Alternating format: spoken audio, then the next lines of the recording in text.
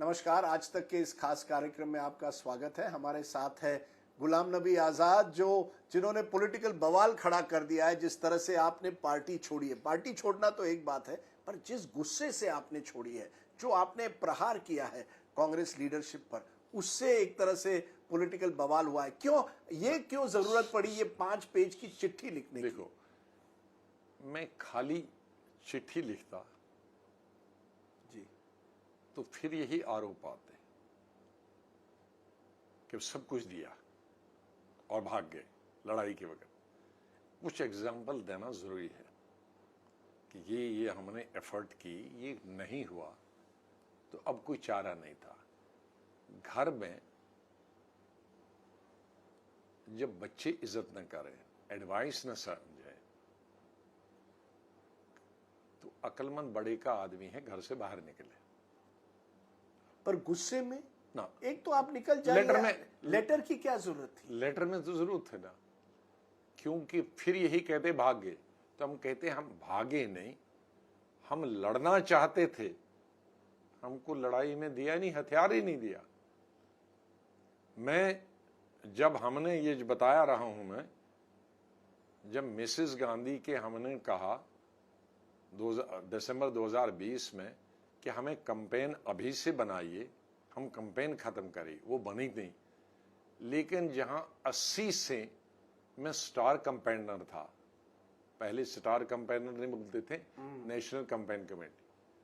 तो अगली जो इलेक्शन में कैंपेन कमेटी बना, पहली दफा 40 साल में, I will drop from the campaign, national campaign committee. क्योंकि उनको लगा कि गुलाम नबी आजाद जो है, इन पर अब विश्वास नहीं किया जा सकता, ये बगावत के तौर पर आए हैं। अब वो सोनिया गांधी और राहुल गांधी के खिलाफ बगावत कर रहे हैं, इसलिए आपको किनारे कर दिया। अरे मैं बेवकूफ था, लीडर ऑफ अपोजिशन था उस वक्त भी मैं जी।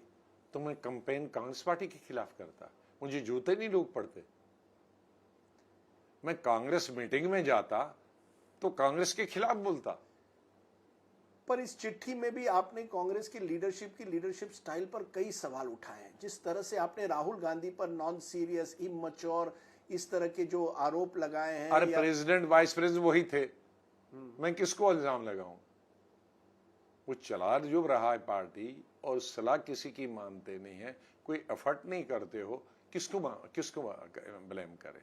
लेकिन मेरा पर्पस था, मेरा जो पर्पस था, लेट बी फ्रैंक, कि चिट्ठी लिखी, खत्म, अपना काम करो।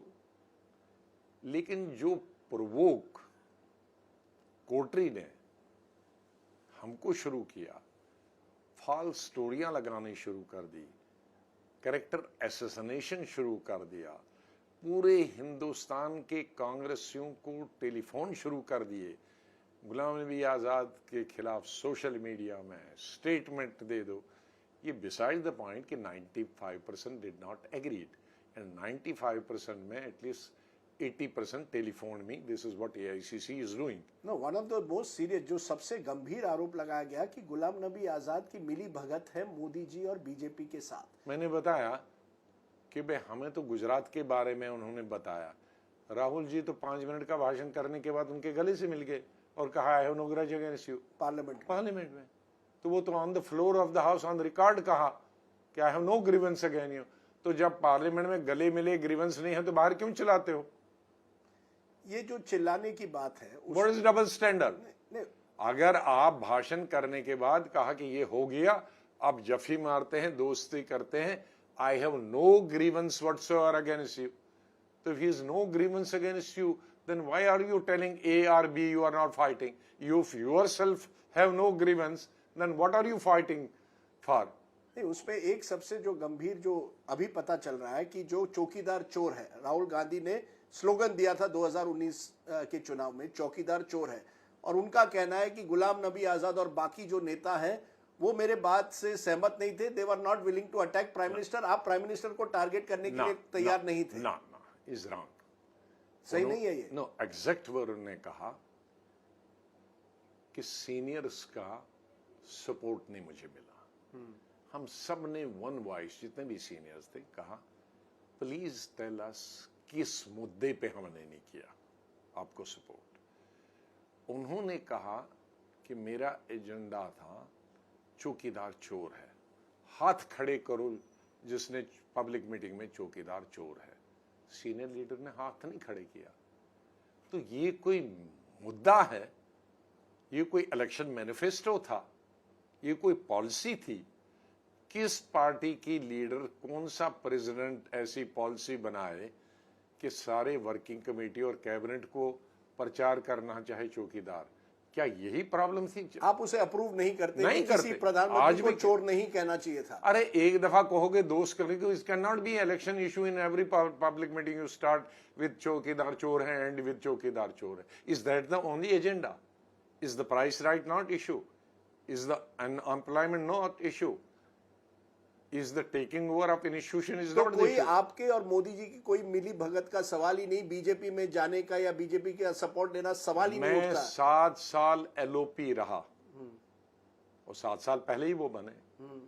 मैं उनके ऑफिस में एक दफा नहीं गया। एक दफा गया राहुल गांधी के साथ, this is the first time and last time. मैं उनके ऑफिशियल डिनर, जो ऑफिशियल हेड्स ऑफ स्टेट, एक में नहीं गया।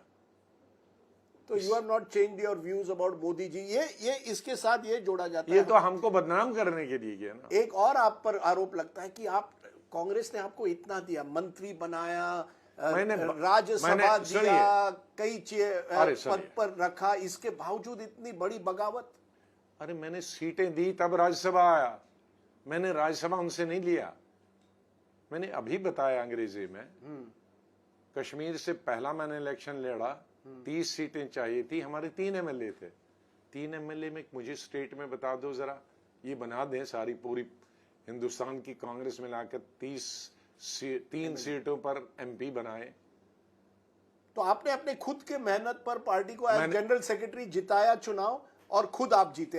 Yes, chief. अच्छा, दूसरा मैंने एमपी बना, कांग्रेस के 17 एमएलए थे, 30 चाहिए थे, 13 मैंने खुद लाए। तीसरा चुनाव लड़ा, कांग्रेस के पास 12 थे, मैंने 18 लाए। चीफ मिनिस्टर बना, मुझे पीसीसी प्रेसिडेंट बना, 3 एमएलए थे, तो मैंने 20 जीते और 22 को एसोसिएट बनाया। 3 से 42 और 35 साल से बाद गवर्नमेंट बनाई कांग्रेस की। तो इसमें उनका क्या कंट्रीब्यूशन है सर? गुलाम नबी का कंट्रीब्यूशन है। लेकिन ये कहा जाता है गुलाम नबी कहा जाता है नहीं, कि अभी पार्टी सत्ता में नहीं है, आप लोग सब सत्ता से लोभी थे, अब आपको संघर्ष करना है, टेक ऑन करना है बीजेपी के लिए, भारत जोड़ो यात्रा पर जाना है राहुल गांधी के साथ, तब आप पार्टी को इस तरह से डिच करते हैं। भारत जोड़ी से कांग्रेस पार्टी मजबूत होगी। 9 साल से हम जो सजेशन देंगे उसको आप इंप्लीमेंट नहीं करोगे। आप 25 साल से इलेक्शन नहीं करोगे, 25 साल से वर्किंग कमेटी नहीं बनाओगे, 25 साल से इलेक्शन कमेटी नहीं बनाओगे। भारत जोड़ो से क्या होगा? भारत जोड़ो 1948 में जरूरत थी, वो नेहरू की प्रधानमंत्रीशिप ने, सरदार पटेल ने भारत जोड़ दिया। 1 नहीं 3 नहीं आ रहे थे, उसको लड़ाई लड़के लिया हैदराबाद, जूनागढ़ वापस ले लिया, कश्मीर के साथ एक्सेशन किया, तो भारत तब जुड़ा है। आज कोई भी हिंदुस्तान का हिस्सा ससीड नहीं होना चाहता है। So today there is no need for Bharat जोड़ो, कांग्रेस जोड़ो। अब तो कांग्रेस जोड़ो, कांग्रेस जोड़ो। मेरी 2 आखिरी, फर्स्ट कांग्रेस जोड़ो। घर तो आग लगी है और सड़कें माप रहे हो। 2 आखिरी सवाल मेरे। एक ये है कि ये जो लड़ाई है ओल्डर जनरेशन और न्यू जनरेशन में है। फिर आप कि जो न्यू जनरेशन है, राहुल गांधी का जो जनरेशन है, गुलाम नबी तो राजीव गांधी के, राहुल गांधी की जनरेशन सब दूसरी पार्टी में भाग गई। जैसे सिंधिया। मिस्टर सिंधिया कहाँ है आज? जितिन प्रसाद कहाँ है अब? ये हमारे यूपी के आरपीएन सिंह जो जनरल सेक्रेटरी थे वो कहाँ है? हमारी महिला कांग्रेस ऑल इंडिया प्रेसिडेंट जो थी बंगाल की, सुष्मिता कहाँ है? हाँ। हार्दिक पटेल कहाँ है? इन्होंने लाया। दूसरा भी गुजरात का, वो कहाँ है? अभी ये 4 जो हमारे स्पोक्स पर्सन थी, तमिलनाडु की खुशबू, वो भी कहाँ है? हमारी चतुर्वेदी प्रियंका चंद्रवेदी, वो कहाँ है? पर आपका पर्सनल है राहुल गांधी के साथ? No, I have great, I wish him happy, healthy, long life. I want him to be the happiest person on the world. तो आपका प्रॉब्लम उनकी पॉलिटिक्स से है? जिस तरह की पॉलिटिक्स करते हैं वो। जो एप्टीट्यूड राव साहब को संगठन में था वही एप्टीट्यूड इनका भी है। एप्टीट्यूड, एटीट्यूड नहीं, एप्टीट्यूड। कि संगठन से उनको कोई लेना देना नहीं है। He cannot sit in one place. He cannot sit in one place. He He cannot cannot give time. He cannot focus. Rahul Gandhi cannot focus on one issue. On organizational rebuilding and all that. ये ठीक है, कहीं बैठना है धरने में बैठा, photo of हो गया और अपॉर्चुनिटी पब्लिक मीटिंग हो गया, भाषण दिया। अरे उससे कहां बन, these are monologues. Public meeting is a monologue. आपने ये भी कह दिया कि वो सिक्योरिटी गार्ड और पीए पर रिलाई करते हैं। आपको मैं नहीं बताऊंगा, वो हर कांग्रेस वाले को मालूम है। कश्मीर से कन्याकुमारी तक हर कांग्रेस वाले को ये मालूम है कि राहुल गांधी सिक्योरिटी गार्ड्स और पीए से इंस्ट्रक्शन, कौन है वो उनसे, नेम देम। नो, हर चीज मानना, ये छोटी नाम करने की जरूरत। राहुल गांधी को मालूम है, जो डिसीजन में है उनको मालूम है, और कांग्रेस वालों को मालूम है। पर सोनिया गांधी को भी मालूम होगा डेफिनेटली। फिर उन्होंने तो राहुल गांधी के नेतृत्व को आगे बढ़ाया है। और वो उनकी का उसका रिजल्ट तो देख रहे हैं ना। आखिरी सवाल जो है, क्या आपको लगता है अब समय आ गया एक नॉन गांधी को कांग्रेस अध्यक्ष बनना?